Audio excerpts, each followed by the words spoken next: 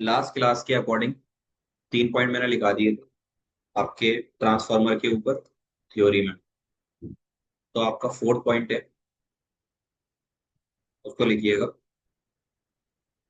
The magnetic flux link with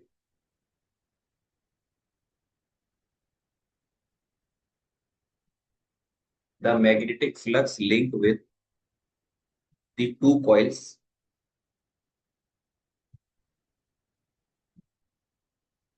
link with the two coils are simply proportional to are simply proportional to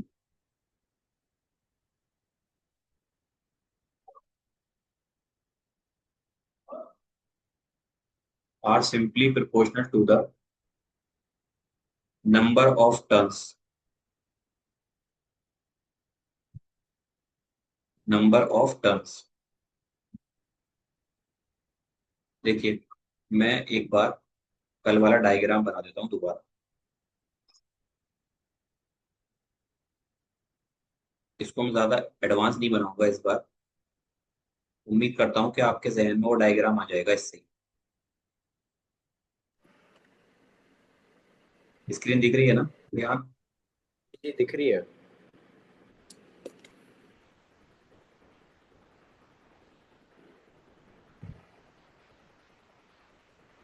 तो आपकी जो primary coil है P, और ये secondary coil S, इससे जो फ्लक्स निकलेगा वो होगा फाइव पी, और इससे जो निकलेगा वो होगा फाइव एस। ऐसे ही नंबर ऑफ टर्न जो इससे एसोसिएट होंगी वो एन एस, और इससे जो निकली हुई होंगी या एसोसिएट होंगी वो एन, ये एन पी होगा और ये एन एस होगा।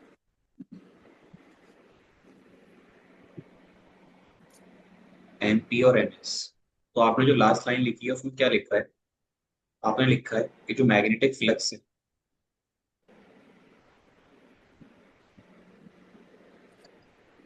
मैग्नेटिक फ्लक्स आपका प्रोपोर्शनल है आपकी नंबर ऑफ टर्न्स के, नंबर ऑफ टर्न्स। इसका मतलब क्या है? मैग्नेटिक फ्लक्स को हम सर लिखेंगे। टर्म्स TURNS वाला है या TRMS वाला है? यार ये टर्न है ना, टर्न कितनी बार घूम रहा है, टर्न हो रहा है। अच्छा टर्न टर्न, अच्छा अच्छा। प्रोपोर्शनल टू दी एन होता है। अब अगर आप इस चीज का यूज करो, फ्लक्स ऑफ प्राइमरी कॉइल, तो ये प्रोपोर्शनल होगा कितने नंबर ऑफ टर्न्स है प्राइमरी कॉइल में। Equation number one. Flux in secondary coil, ये प्रोपोर्शनल होगा number of turns in secondary coil. अब आप इन दोनों का यूज कीजिए। अब क्या करिए, आप लिखिएगा on dividing equation number one by equation number two. उससे क्या होगा, आप यहाँ लिख सकते हैं कि जो आपका फाइव पी होगा अपॉन फाइव एस, ये बराबर होगा N P upon N S. ये बहुत इंपॉर्टेंट फॉर्मूला है, क्योंकि सवाल आता है इससे एक या दो नंबर में, और वो सवाल इस फॉर्मूले को ना पता होने की वजह से छूट जाता है। तो यहाँ पर आप ये लिख लीजिएगा ये कौन सी चीज़ है, क्या क्या होगी। वेयर फाइव पी क्या है, उसको बोलते हैं magnetic flux.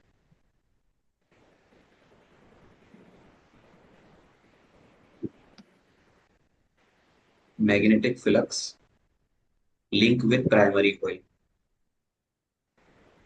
Linked with primary coil.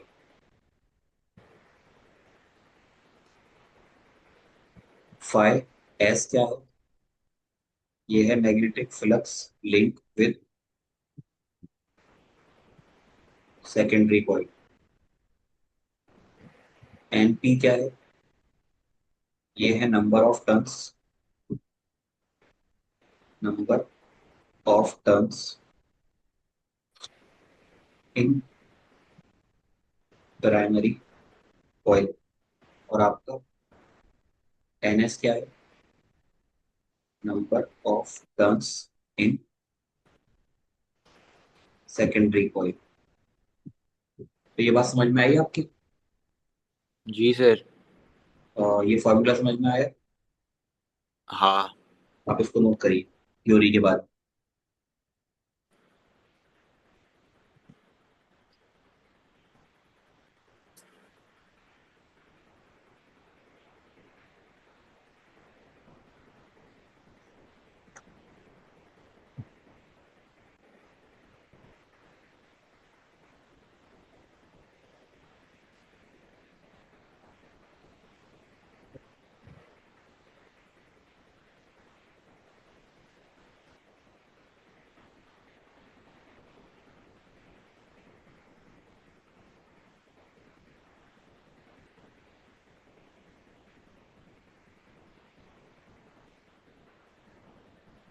मौसम कैसा है आपकी साइड?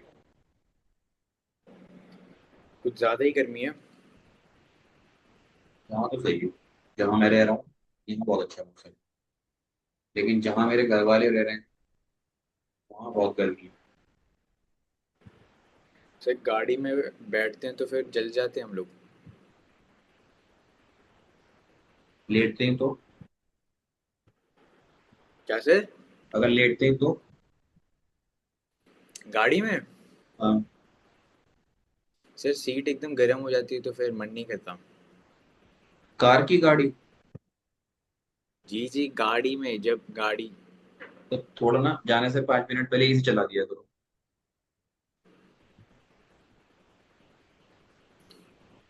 जयपुर का नाम सुना है आपने? जयपुर का? हाँ जी। मेरे एक रिश्तेदार रहते थे जयपुर में। एक जगह है फतेहपुर। फतेहपुर हाँ के सुन। थोड़ी फतेहपुर के थोड़ी सी आगे फतेहपुर सीकरी एक अलग जगह है। जयपुर में एक जगह है। जयपुर में नहीं, राजस्थान में एक जगह है फतेहपुर। आपने वो देखी है बजरंगी भाईजान? जी। उस मूवी की शूटिंग हुई है वहां पर। तो अच्छा। वो पूरा रेगिस्तानी इलाका है। कई सारी मूवीज की शूटिंग आपने वो देखी होगी, द डार्क नाइट। हाँ। डार्क नाइट की भी उसके आसपास ही किसी जगह पर हुई है। अच्छा। हाँ, वहां पर इंडिया दिखाया है शुरू में वो। डार्क नाइट का एक पार्ट है द डार्क नाइट राइजेस उसका। तो मेनली मेरे कहने का क्या मतलब है, वहां पे मैं गया। मेरे एक रिश्तेदार रहते थे। तो मैं नहाने के लिए उनके ना ऊपर एक ही फ्लोर बना हुआ था। और एक फ्लोर के ऊपर उनके यहाँ किचन, एक रूम और एक वॉशरूम बना हुआ था। मैं जी। गया दोपहर में 1 बजे करीब नहाने। मैंने टैप ऑन की। टैप ऑन करने के बाद पानी गिर रहा है, उसमें धुआं निकल रहा था। मैंने बाथरूम में देखा, कहीं पे गीजर नहीं दिखा मुझे। मुझे लगा हो सकता है कि गीजर जो है बाहर लगा हो कहीं। मैं बाहर आया, सारे नल खोल के देखे, सारे नल में पानी आ रहा था। मैंने कहा यार सही है, बड़े अमीर लोग। हर उसमें हर नल में इन्होंने गीजर लगवा रखा है। तो गया मैंने लेके पानी देखा, भाई वो पानी बहुत गर्म। मतलब खोलता हुआ तो नहीं था, लेकिन वो 50 डिग्री से ऊपर भी पानी ना बहुत गर्म होता है। 50 डिग्री पे अगर पानी रखोगे उससे ऊपर, वो बहुत गर्म रहता है। आपके जी। यहाँ टैप वाटर गर्म आता है? बहुत ज़्यादा। हाँ। तो वो भी ऐसे ही था। मैं नहाने चला गया। मैंने उनको बुलाया। पहले तो मैंने कपड़े वपड़े निकाल दिए थे। फिर मैं दोबारा कपड़े पहनकर उनको बुलाने गया। मैंने कहा वो आंटी ऐसे ऐसे, मुझे गीजर का बटन नहीं दिख रहा। वो मुझसे कहती है बेटा गीजर को चलाएंगे गर्मी में हम? एक काम करो, पानी निकाल लो बाल्टी में, थोड़ा रखा रहने दो उसको आधे घंटे, उसके बाद नहाना। और यहाँ हम ऐसे ही नहाते हैं। अगर नहाना होता है तो हम आधे घंटे पहले पानी ठंडा करते हैं, उसके बाद नहाते हैं। मैंने कहा वाह।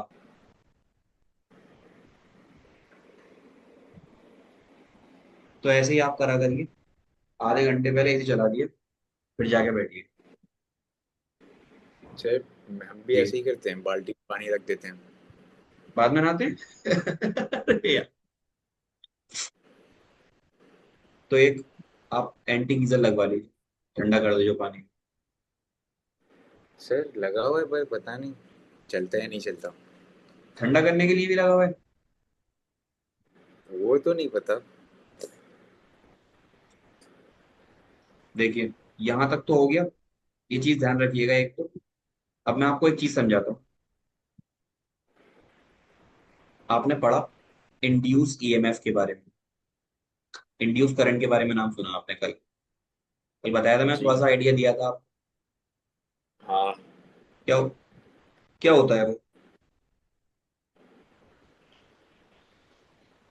इंड्यूस्ड। पीछे मत देखो, सिंपल चीज है। नहीं आती तो बताइए, मैं फिर से बताऊं, क्योंकि मेरा काम यहाँ बताना है। इंड्यूस करंट क्या होता है? सर याद नहीं है। देखो, एक लैमिनेटेड कोर है। लैमिनेटेड का मतलब इसके ऊपर अगर आप वायर लपेटोगे तो करंट ट्रांसफर सिर्फ और सिर्फ वायर से ही होगा। ऐसे करके आपने इसको लपेट दिया। अब इसको लपेटने से क्या हुआ? इससे करंट पास करो। तो मैंने कल बताया था, जब आप करंट पास कराते हैं, करंट भी कौन सा है? अल्टरनेटिंग करंट है। तो इसके अंदर एक करंट इंड्यूस हो जाता है, इसको आप स्मॉल आई से दिखाते हैं। करंट तो आई है, लेकिन इसके अंदर जो करंट इंड्यूस होगा उसको स्मॉल आई से दिखाते हैं। अब जब करंट इंड्यूस हो रहा है तो एक चीज और उसके साथ एसोसिएट होती है, उसे बोलते हैं इंड्यूस्ड ईएमएफ। बोलते हैं। हाँ। तो एक जनाब थे, मिस्टर फराडे। इनके बारे में चैप्टर नंबर 6 में पढ़ोगे आप। फराडे ने क्या किया था? फराडे ने एक रिलेशन क्रिएट करके दिया था ईएमएफ के और फ्लक्स के बीच में। मतलब उन्होंने बोला था कि अगर किसी चीज का, if the flux of any material is changing is changing with time, then an induced EMF will generate. इसका मतलब क्या है? आप यहां पर एक अल्टरनेटिंग करंट भेज रहे हो। अल्टरनेटिंग करंट वेरी करता है। कल मैंने बताया था, जब ये वेरी करेगा तो आपकी बी भी वेरी करेगी। ठीक है। जी। अगर आपका ये वेरी करेगा तो ये बी भी वेरी करेगी। अब आई और बी दोनों वेरी कर रहे हैं, या फिर एक ही वेरी कर रहा है इसमें से, तो इसकी वजह से क्या होगा? एक इंड्यूस ईएमएफ जनरेट हो जाएगा। क्या जनरेट हो जाएगा? Induced EMF. Induced EMF. तो उसको निकालने का एक तरीका होता है। ईएमएफ बराबर, उसके साथ हम रखते हैं एक कांस्टेंट, रखते हैं यहाँ पर। पहली चीज तो ये रिलेशन इस तरीके का होता है थोड़ा सा। एप्सिलॉन ईएमएफ है, ये प्रोपोर्शनल होता है D phi upon D T के। यानी ये लिखा हुआ है आपका change in flux with respect to time. यहाँ से जो एप्सिलॉन है वो आ जाएगा L D phi upon D T के। ये एल क्या है, ये मैंने कल बताया था आपको। एल जो होता है, ये तब यूज करते हैं जब वो खुद को इंड्यूस करे, इसको बोलते हैं सेल्फ इंडक्शन। ठीक है। और अगर वो जी। किसी दूसरे को कर रहा है तो उस केस में जो एप्सिलॉन होता है वो बराबर होता है M D phi over D T. ठीक है। ओके। एम क्या होता है? एम होता है आपका म्यूचुअल इंडक्शन। क्लियर है? जी सर। तो देखिए, एक सिंपल सी बात समझिए आप। आपका ईएमएफ यहाँ जनरेट हो रहा है किसकी वजह से? फ्लक्स के चेंजिंग की वजह से। ठीक है। ये चीज ध्यान रखिएगा, बस ये वाली इक्वेशन आपको जो याद रखनी है वो ये वाली इक्वेशन याद रखनी है। याद रहेगी? जी से चैप्टर नंबर 7 है ना? जी। अच्छा। ये जो हम पढ़ रहे हैं चैप्टर 7 है, जिसकी बात बता रहा हूँ वो चैप्टर नंबर 6 है। अब देखो, यहाँ देखो एक चीज को, आपने ऊपर लिखा 5s/5p बराबर होगा NS/NP। S upon N P. मैंने वैसे ऊपर उल्टा लिखाया था, मैं यहाँ पर ऐसे लिखा देता हूँ। तो मुझे ये बताइए, यहाँ से 5s किसके बराबर होगा?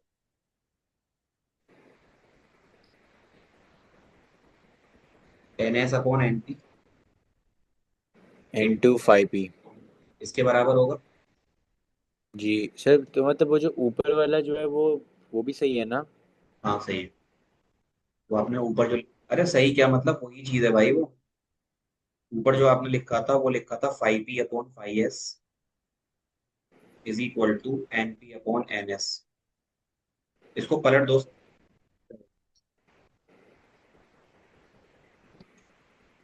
समझ रहे हो? जी जी। तो यहाँ से 5s जो आ जाएगा इसके बराबर आ जाएगा। अब आप यहाँ पे एक काम करो, on differentiating both side with respect to time, time के रिस्पेक्ट में डिफरेंशिएट कर दो, क्या होगा? ये हो जाएगा d/dt 5s = NS/NP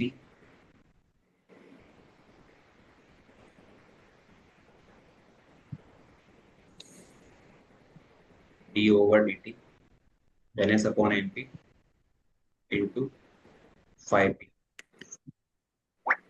कितना हो जाएगा? जी। इसको मैं लिख सकता हूँ ऐसे, ds d5s/dt ये तो नंबर ऑफ टर्न्स हैं, ये आपकी कांस्टेंट होती है तो इन्हें बाहर ले लो, ये चेंज नहीं होती। चेंज से फ्लक्स होता है टाइम के रिस्पेक्ट में। ये हो जाएगा d5p/dt, ऐसे लिख सकता हूँ। हाँ लिख सकते हैं। पर आपने लिखा एप्सिलॉन बराबर होता है L d5/dt के। इंडक्शन सेल्फ इंडक्शन के केस में, और म्यूचुअल इंडक्शन के केस में होता है ये M d5/dt के, होता है। जी होता है। यहाँ पर क्या हो रहा है, सेल्फ इंडक्शन या म्यूचुअल इंडक्शन? एक कॉइल दूसरे कॉइल को इंड्यूस कर रही है, कौन सा होगा, सेल्फ या म्यूचुअल? सेल्फ। पिटाई हो जाएगी यहाँ। म्यूचुअल। मैं अगर अपने आप को पावरफुल कर रहा हूँ, या मैं अपने तो अंदर सेल्फ करंट होगा। प्रोड्यूस कर रहा हूँ, तो वो सेल्फ हो जाएगा। अगर मैं आपके अंदर करंट प्रोड्यूस कर रहा हूँ तो वो म्यूचुअल हो जाएगा। तो वो म्यूचुअल हो जाएगा जी, ओके। तो ये आपका प्राइमरी, ये सेकेंडरी। तो देखो, यहाँ से 5s की जगह मैं क्या लिख सकता हूँ? मैं लिख सकता हूँ उसको 5s यहाँ से जो आएगा, और इसको 5s मांगे, तो ये अल्टीमेटली आएगा तो एप्सिलॉन के बराबर ही ना।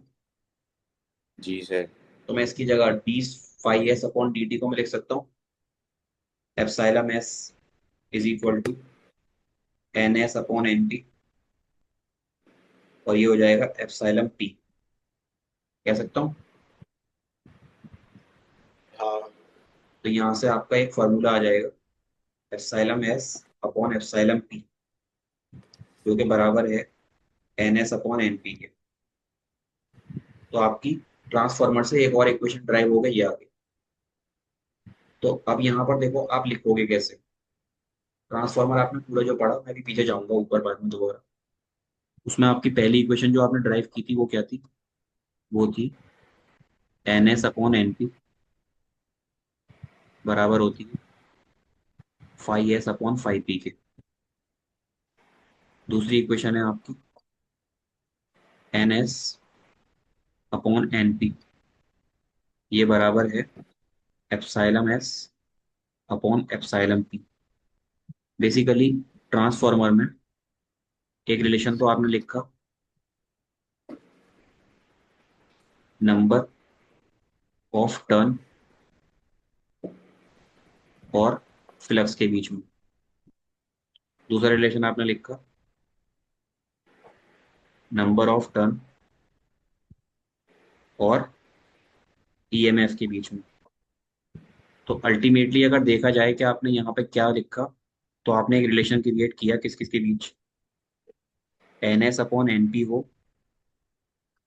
वो बराबर होगा flux of S upon flux of P, और बराबर होगा जी।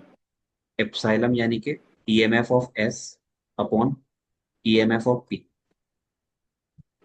ठीक है, जी सर। समझ रहे हैं मेरी बात? हाँ। ठीक, नोट करना चाहेंगे इसको? जी कर लेता हूँ। यहाँ से करना है या पीछे से करना है?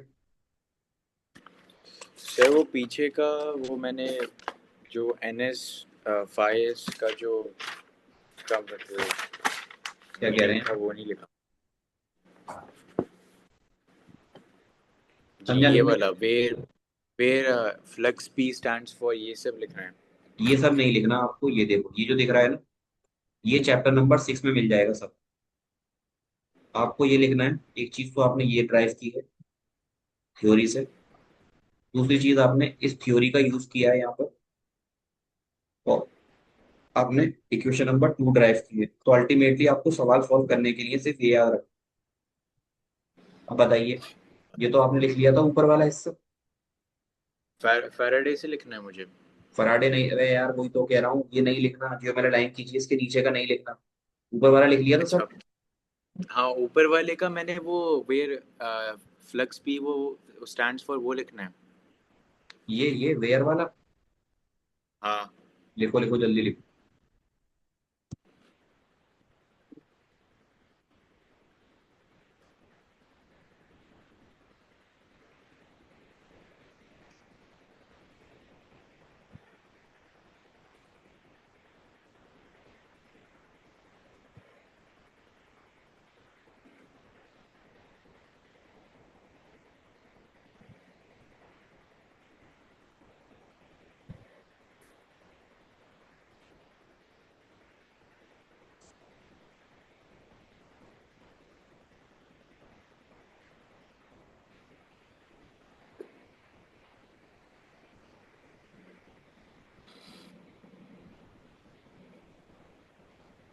जी। ठीक है, इसके बाद में आप लिखिएगा ये पूरा पेज।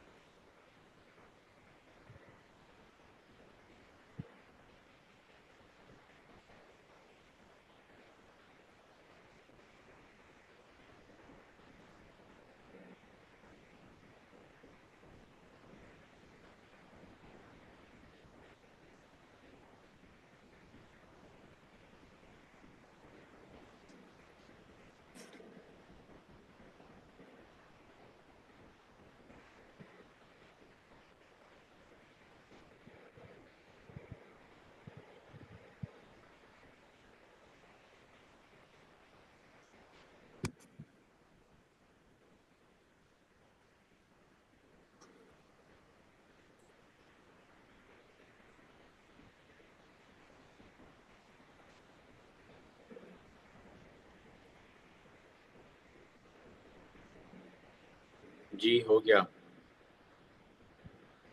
ठीक।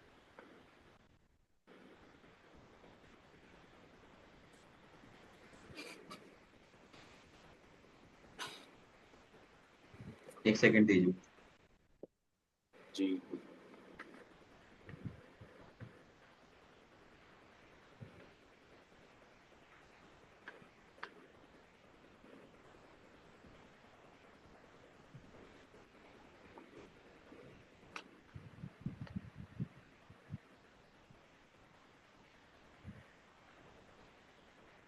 एक हेडिंग डालिएगा, ट्रांसफॉर्मेशन रेशो क्या होता है।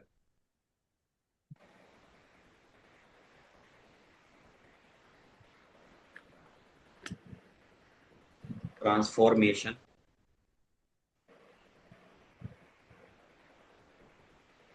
Ratio.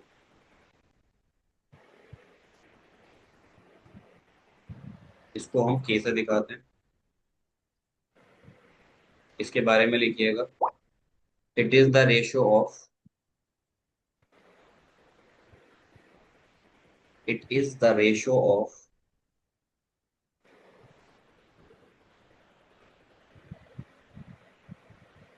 Number of secondary coil to the,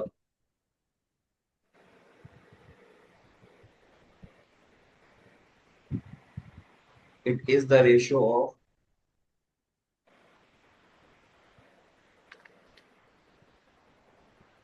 ऊपर मैंने शायद एल या एम गलत दिखा दिया है। जो एप्सिलॉन होता है उसमें कांस्टेंट आता ही नहीं है, वो होता है माइनस d5/dt के। ठीक है, तो अपने नोट्स में तो आपने नहीं लिखी होगी ये चीज, यहाँ पे तो ये लिखना, ये होता है बस। ठीक है, इसको हटा लीजिए। Okay sir. Transformation ratio basically क्या होता है, it is the ratio of number of secondary coil to the number of primary coil.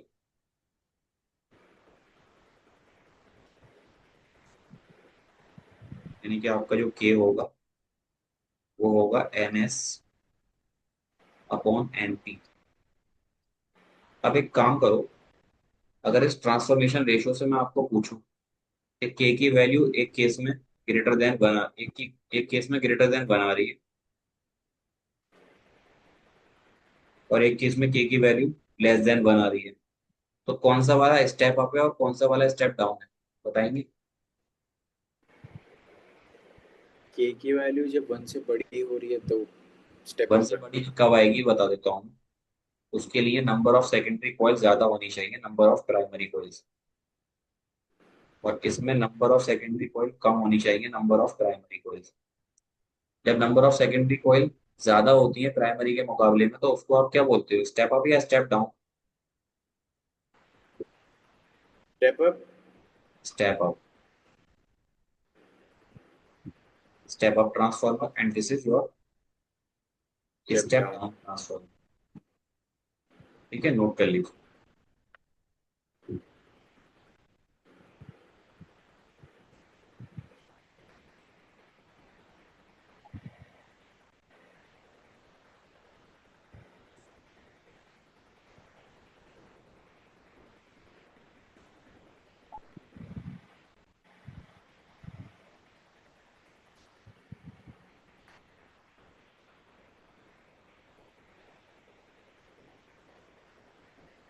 लिख लिया।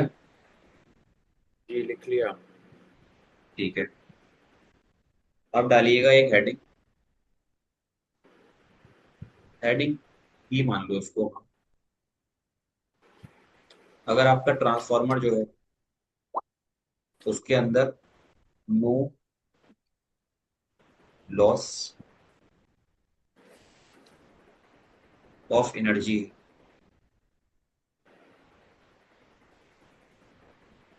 इसका मतलब जितनी एनर्जी आपने दी आउटपुट में आपको उतनी एनर्जी मिल गई। तो अगर आप डेल्टा पी निकालोगे, पावर का चेंज, एनर्जी बेसिकली क्या होती है, पावर इनटू टाइम होती है। तो टाइम का यहाँ पर रिस्ट्रिक्शन अभी हटा दीजिए, या मानना चाहो तो मान लेना। डेल्टा पी जो है वो बराबर होगा आपका PF - PI के। अब अगर एनर्जी लॉस जीरो है तो आपका पावर लॉस भी जीरो होगा। एनर्जी लॉस जीरो होने का मतलब आपका पावर लॉस भी जीरो होगा। और हम चाहते ही नहीं है कि हमारी पावर लॉस हो। ट्रांसफार्मर लगाते जो है ना, उसमें हम चाहते ही नहीं है कि हमने जितनी पावर दी वो पावर लॉस भी हो। तो हम चाहते हैं कि पूरी की पूरी पावर हमारी कन्वर्ट हो जाए। बेसिकली आपने देखा होगा पावर हाउस भी बोलते हैं ट्रांसफार्मर को, तो है ना। जब बड़े बड़े ट्रांसफार्मर लगे होते हैं उनको पावर हाउस बोला जाता है। तो वो क्या करते जी हैं, जी। एम्पलीफाई कर करके भेजते हैं चीजों को। अब यहाँ पर डेल्टा पी का मतलब क्या है फाइनल। आपका ये ट्रांसफार्मर था,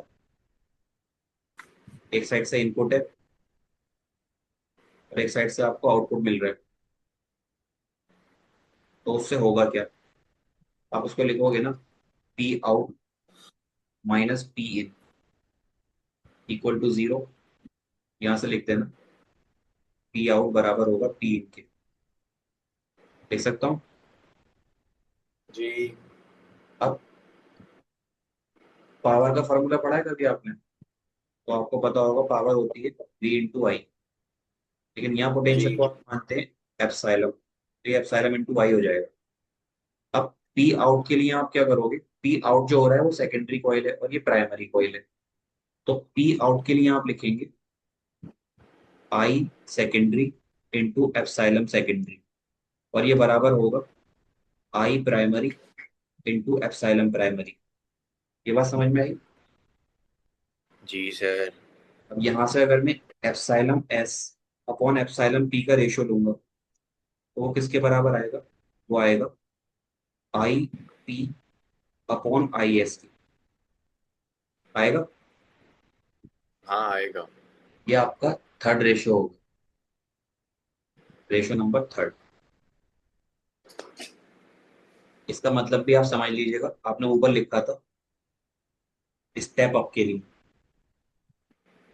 स्टेप अप में आपका ई एस यानी सेकेंडरी कॉइल का पोटेंशियल ज्यादा होता है प्राइमरी कॉइल से।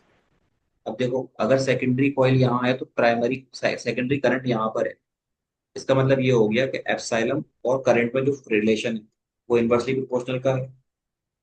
तो आपका जी जो करंट होगा सेकेंडरी में वो ज्यादा सॉरी वो कम होगा in comparison to the current in primary coil. यही बात मैंने आपको कल लिखाई थी कि अगर पोटेंशियल बढ़ता है तो करंट कम हो जाता है। समझ रहे हैं। हाँ। तो अगर ज्यादा पोटेंशियल आ रहा है तो वो करंट को कम करके भेजेगा। इस तरीके से हम यहाँ पे यूटिलाइज कर पाते हैं। तो यहाँ आपने एक रिलेशन और लिख दिया थर्ड रिलेशन। इसका कंक्लूजन बहुत इंपॉर्टेंट है ये वाला। ये चीज समझ में आई आपकी। जी अब देखो मैं इसको और ऐड कर देता हूँ उसी में। उसी में मतलब आपने लिखा ना पीछे, एक चीज आपने यहाँ पे लिखी थी,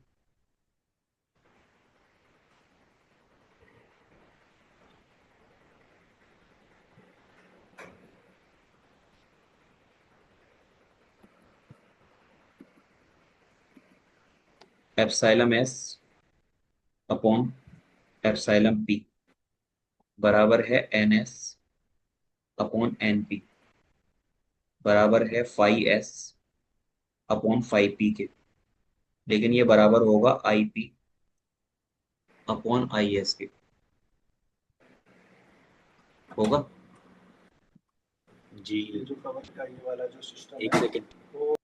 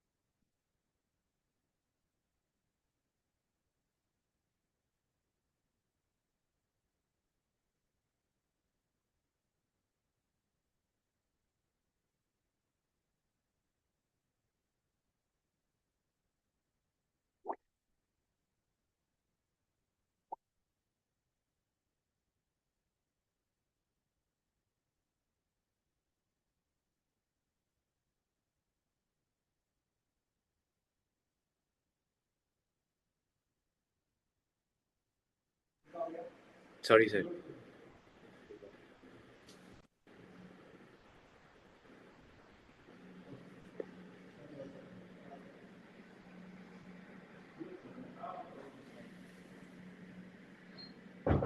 ये बात समझ में आई आपके स्क्रीन पे जो लिखी है? जी क्या हो गया? कुछ नहीं। अब मुझे आप बताइएगा, एक कंपैरिजन छोटा सा ही है, स्टेप अप और स्टेप डाउन के बीच में। एक साइड में लिखता हूँ स्टेप अप, और एक साइड में लिखता हूँ स्टेप डाउन। कैसे पता लगता है कि ये स्टेप अप है और ये स्टेप डाउन है? जब स्टेप अप में number of number secondary of ज्यादा होती है, सेकेंडरी ज़्यादा होगा प्राइमरी में, और और यहाँ उसमें पर होगा प्राइमरी ज़्यादा होगा। नंबर ऑफ सेकेंडरी कम, नंबर ऑफ प्राइमरी ज्यादा। ठीक है। जी। अब जी number of sir. Secondary primary की बेस पर ही आपने लिखा है एप्सिलॉन, यानी पोटेंशियल सेकेंडरी में ज्यादा होगा, पोटेंशियल प्राइमरी में कम। ऐसे ही यहाँ पर पोटेंशियल सेकेंडरी में कम और पोटेंशियल प्राइमरी में ज्यादा। ठीक है। जी सर। करंट के साथ क्या होगा? करंट सेकेंडरी में और करंट प्राइमरी में, इसी तरह करंट सेकेंडरी, करंट प्राइमरी में क्या होगा? उल्टा हो जाता है। क्या? जी। स्टेप डाउन में करंट बढ़ जाता है, स्टेप अप में करंट कम हो जाता है।